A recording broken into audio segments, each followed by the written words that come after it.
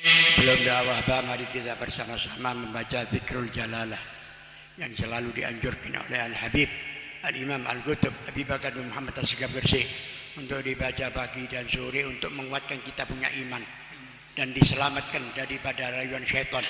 Mudah-mudahan kita punya iman dikuatkan dan diselamatkan daripada rayuan syaitan insyaallah. Sing semangat nggih. Oke, sing semangat Pak. La ilaha illallah. La ilaha illallah. Al-mawjud fi kulli zaman. Al-mawjud fi kulli zaman.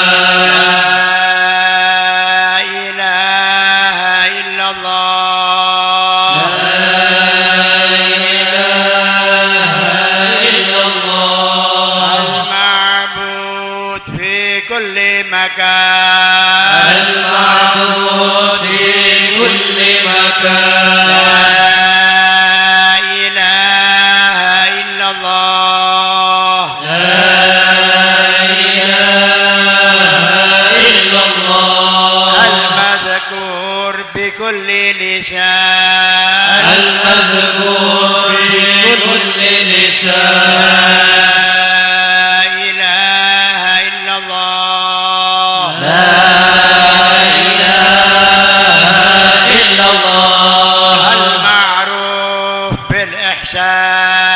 المعروف بالإحسان لا إله إلا الله لا إله إلا الله كل يوم هو في شان كل يوم هو في شان لا إله إلا الله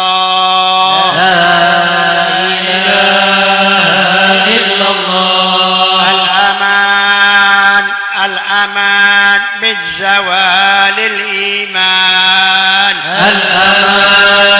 الأمان من زوال الإيمان ومن فتنة الشيطان ومن فتنة الشيطان يا قديم الإحسان يا قديم الإحسان كم لك علينا من إحسان كم لك علينا من إحسان إحسانك القديم إحسانك القديم يا حنان يا منان يا حنان يا منان يا رحيم يا رحمن يا رحيم يا رحمن يا غفور يا غفار يا غفور يا غفار اغفر لنا اغفر لنا وارحمنا وأنت خير الراحمين وأنت خير